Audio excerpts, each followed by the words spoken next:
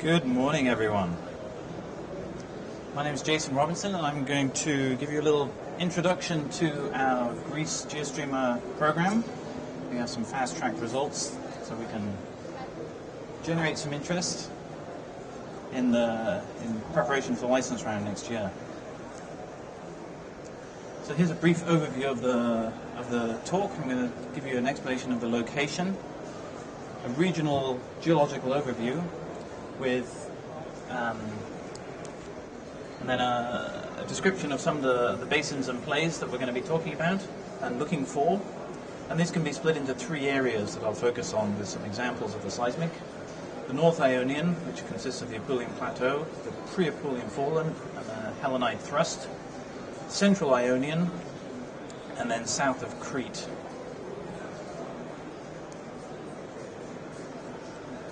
Here's an image of a map of the program itself. It extends from the Albanian-Italian border all the way around to the south of Greece to the easternmost extent of Crete. It's a regional program for general exploration purposes. In the north of the Northern Ionian Sea, we have a 10 by 10 kilometer grid of lines, and these extend out over the edge of the platform into the abyssal plain for some of these lines. To the south of Crete, we have a 20 by 40 kilometer grid, which is a more exploration, more sparse grid. And then there's an arrangement of lines in between to image the deeper waters. There's a sparser grid, and then some lines in around the existing discoveries, and we have a lot of legacy data in here for infill as well. It's in preparation for a license round in 2014. There was definitely a new data requirement. The legacy data is from the late 70s and early 80s. We acquired seismic and gravity and magnetics data. It's available on a multi-client basis, and it exists of 12,500 kilometers of new data. There were two acquisition parameters used. Everything required was recorded with a 10 kilometer streamer and using GeoSource. The lines in black were recorded with a 25 meter source interval to improve the inline sampling, and a 10-second record length. The lines in red were recorded with a 37.5 meter source interval and a 14-second record length to image deeper, image the basement, and if possible down to the crust, down through the crust of the moho. Here's the details of the acquisition parameters. So the source was either 25 or 37.5, and it was a GeoSource, so it was recorded, it was generated at 9 and 5 meter depths.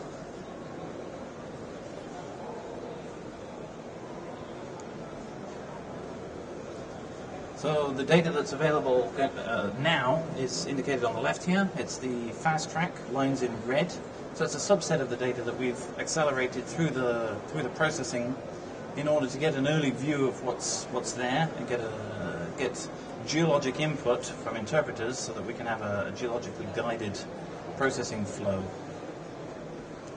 On the right-hand side is a map of the existing data, legacy data, and the vintage of this is colored, and it runs from 1975 through 1985, and then some more recent 2000 data. It's all very short offset, short recording length, and most of it, as you can see, is imaged close to the coast in waters that could have been drilled at the time. It's a variable quality and variable source type as well. We're reprocessing about 6,000 kilometers of this initially, and that is to tie our new data into the coast and to tie it to wells, and for imaging in these shallow water areas where we weren't able to operate for environmental and practical reasons because of the streamer length.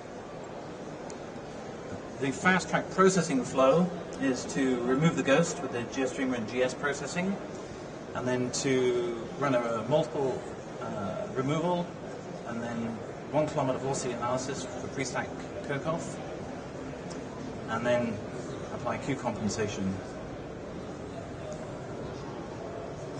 So here's a little overview of the geologic setting. The Hellenide and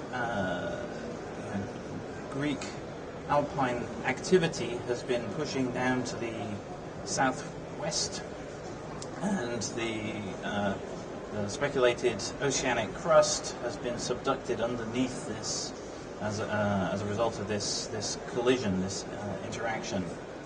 The current coastline represents the major uplifted inverted Hellenide activity. So it's a combination of the Ionian and the pre-Apulian, and then further to the east is the Gavro and Pindus. And the geologic domains that are represented in the offshore in this area are the Apulian platform, which extends up into the Adriatic and in Italy, and there are existing plays up here. On the margin of it, there's a shallow fallen basin, which is fairly narrow, down alongside Corfu, which runs along this red line here. And then on the other side of this is the shelf area, narrow coastal area, which is the uplifted Hellenide and Ionian area, which is overthrust, thrust naps, and represents some potential. To the south of the Cephalonia fault, there's more of the pre-Apulian overthrust material, which extends out to this bathymetric contour, and similarly down to the south there's overthrust material. Out in the Mediterranean itself, on the outboard side of the Hellenic Trench and the trench systems to the south of Crete, is a larger slab of continental crust which overlies the oceanic, and there are areas where there may be very good potential for thick sediment, but it's in very deep water.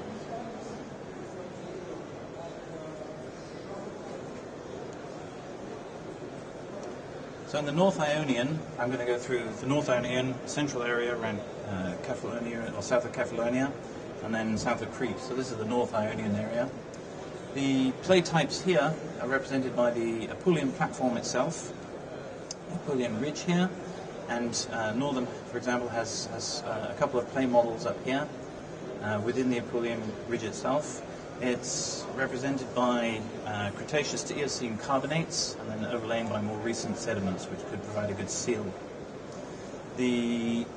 Because of the tectonic regime, this is a flexed carbonate platform, and has a ridge that runs from south to north, and it dips down to the south towards the Cephalonia Wrench Fault. So there are plays in the actual Apulian ridge itself. On the margin of it is the fallen basin, which should have reworked carbonates down on the flank, and which is overlain by nicely stratified fleisch type sediments. And then close to the coast itself is the actual Hellenic thrust, which is represented by Paxian and Ionian sediments. So those will be different play type rather than stratigraphic and fault-controlled play types in the Apulian. These will be thrust, and if the salt involved here, if it's present, could provide some plays up against the salt.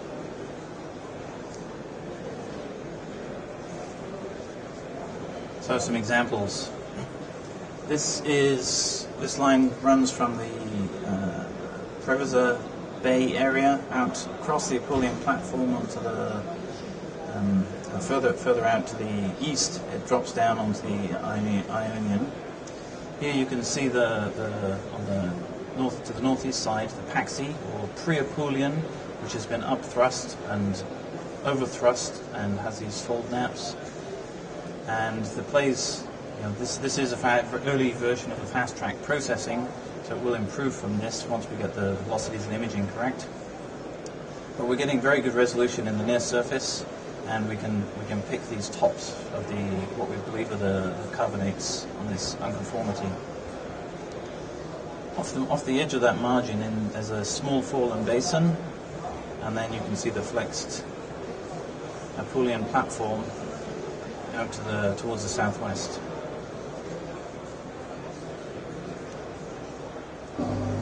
This line is a little further north. Here you can see the fallen basin, which we'll zoom in on a moment, and the carbonate platform with its these north-south running, because of the nature of the compression, it has these north-south running faults and horse graben. So there's an extensional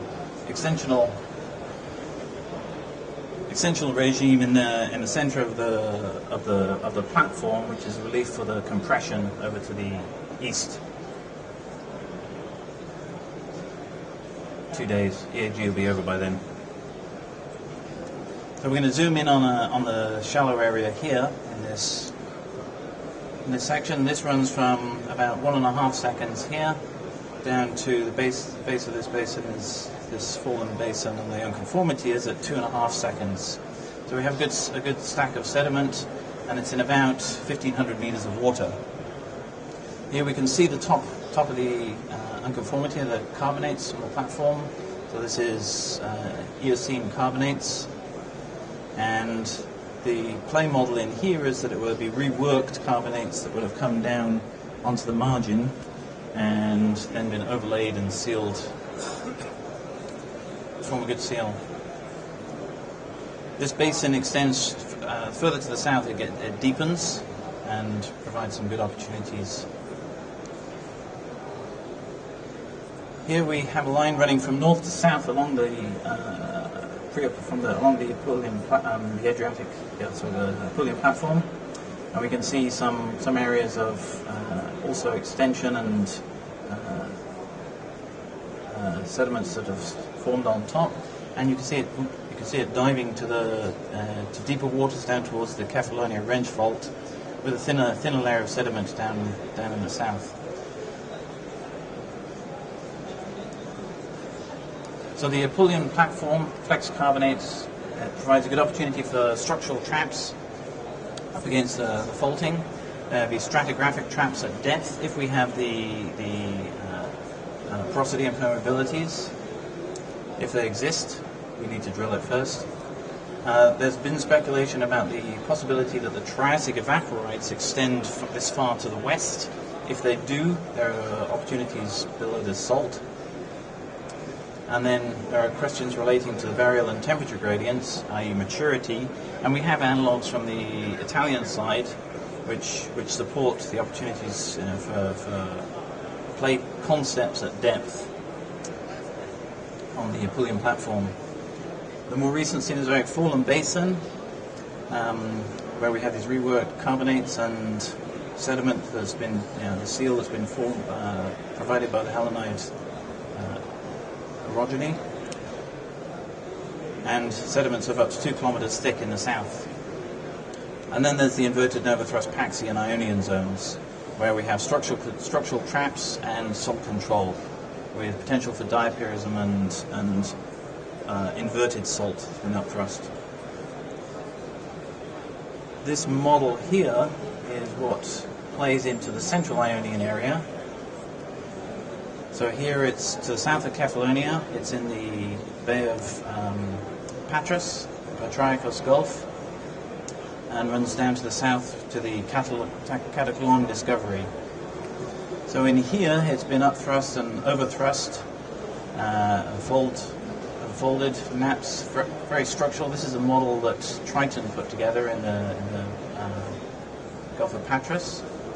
And our control here is really driven by the evaporites, with a combination of thin and thick-skin tectonics. The legacy seismic is really very poor quality, and so there are questions around whether the salt is diapiric or if it's thrust. And we have we need to develop our understanding of the interface between the Apulian, the pre-Apulian, and the Ionian, and where those thrust boundaries are. What is clear is the top Eocene unconformity, so the top of the carbonates and the fleisch that's been deposited on top, and this is what's been drilled successfully in the past. So it's drilling on those highs. In most places we believe we have a good top seal, but because of the structural complexity, the reservoirs might be limited in extent. Further to the west, there's a question of where the oceanic crust, what the extent of it is, and how close to the coast it is, and what is the nature of this continental ocean boundary. So here's a line that runs from almost Catacolon, it's just at the edge of the image here, out to the southwest, and we can see the structural complexity and imaging challenge that this region will pose. But we're getting good imaging for these very early results, and we can pick our unconformities of the top of the carbonates from the thrust material, over-thrust material. So the things that we need to identify are where the principal thrust sheets are, and the pre-Apulian or Paxi Ionian contact is, and then image these faults and identify the highs, and look for both stratigraphic and structural traps in the area, as well as identifying the salt. So we can see there are areas where it appears to be diachoric salt, Triassic salt that's been remigrated. Here's a north-south line in the same area. This line is 180 kilometers long, so it's highly compressed in the lateral sense. We're going to zoom in on this rectangle here in a moment, but we can see there's an extensional regime because it's perpendicular to the direction of principal stress, and very clearly delineated fault structures with smaller faults in between, nice unconformities, and extensional basins that have been formed with more recent sediment in them. Here we've zoomed in on this area, and we can see these nice reflectors with unconformities, nice what looks like top carbonate again, with erosional surface, which could well be karstified. If they have an appropriate sediment on top, it could form a good seal. And then we have lots of structural control here as well, that if it's sealed, could also provide good trapping mechanisms. And that really is the trapping mechanisms is the big question in Greece. There are hydrocarbon shows throughout the coast of gas and oil. Gas seeps down the coastline, so we know that there's a petroleum system that's working there. It's just a matter of finding